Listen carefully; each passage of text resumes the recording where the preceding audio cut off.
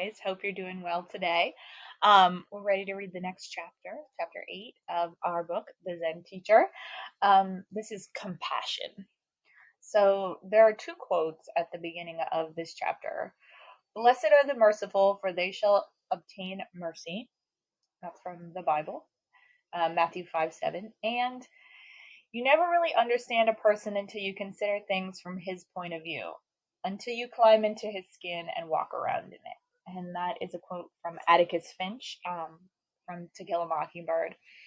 The Dalai Lama says in The Art of Happiness, if you want others to be happy, practice compassion. If you want to be happy, practice compassion. And it's true, when we come to another person's aid, we often feel better ourselves knowing that we helped. Some irony, huh? As teachers, we have ample opportunity to show compassion in every hour of every class of every day.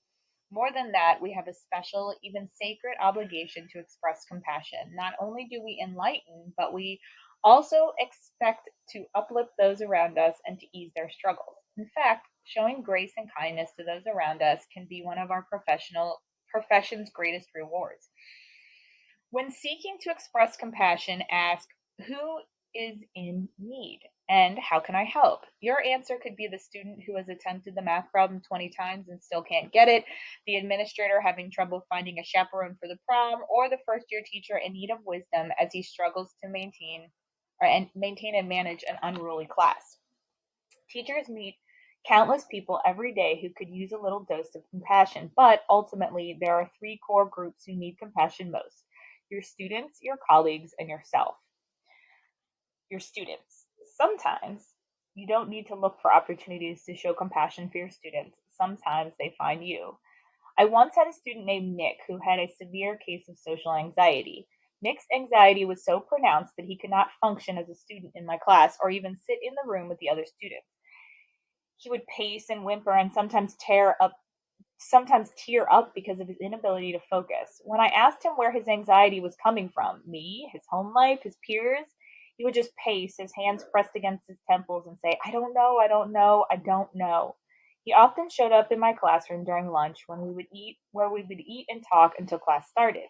As soon as the bell rang, the other students began to file in the room. Nick excused himself to my office. After starting the other students on their work, I made my way back to the office to get Nick going on his same assignment. To help with his condition, Nick was eventually transferred out of my class and put in a program most suitable for his needs.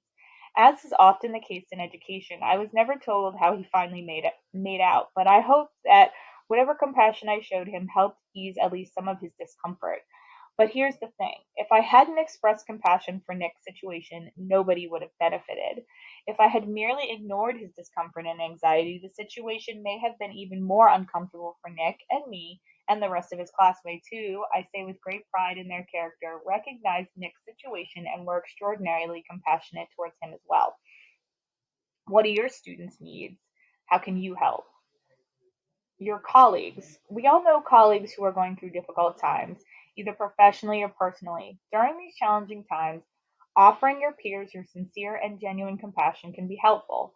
You could send a supportive email, leave encouraging notes on their desks in their mailbox, or even lend a listening and confidential ear. Simple acts of compassion towards peers and colleagues can help cement the bond you feel with those around you and increase the sense of unity on campus. Try asking yourself, who among my colleagues and coworkers need encouragement, and how can I help? Yourself. The sad truth is that we are often harsher and more critical and more damaging in our own hearts and minds than anyone else could be. We ruin our health and happiness by wallowing in worry and anger and bitterness. In the name of achievement or work ethic, we push ourselves beyond reasonable limits. Therefore, showing compassion to ourselves is necessary before we can offer support or empathy to anyone else. Not long ago, I saw an inspirational poster that said, I was looking for someone to inspire me, motivate me, and keep me focused. Someone who would love me, cherish me, and make me happy. And I realized that all along I was looking for myself.